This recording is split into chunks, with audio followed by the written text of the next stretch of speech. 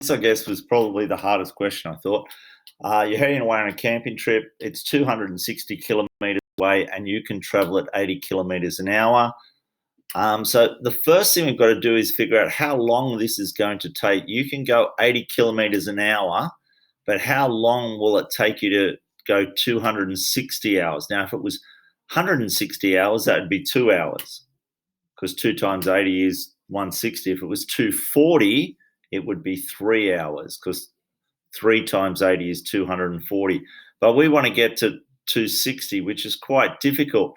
So we're going to, it's always nice to get 1 kilometre, but this is going to be really horrible over this side. So we don't need to take those steps, but as long as we set it out and show the work in, that's what we're going to do to get from 80 kilometres back to 1 kilometre, then up to 260. What would we do on this side? We'd divide by 80, then times by 260. So what do we have to do over here? Divide by 80 times by 260. So we start with that 1 hour, divide it by 80, times by 260, and what we get is 3.25.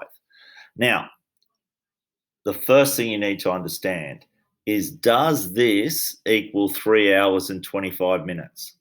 3.25. That does not equal 3 hours and 25 minutes. It's 0.25 of an hour, or a quarter. Remember, this is a quarter. 0.25 is a quarter. So it's not 3 hours and 25 minutes. It's 3 hours and 15 minutes. That's very tricky. They like to make sure you understand that. Quarter of an hour is 15 minutes. And then once you've done that, it's fairly easy from there. We started at 9:30. 3 hours later is going to give you 12:30. And then you add the 15 minutes, 12:45. So fairly hard question that, I thought. But if you can set it up like this, it makes it nice and easy, I'm hoping. Thanks.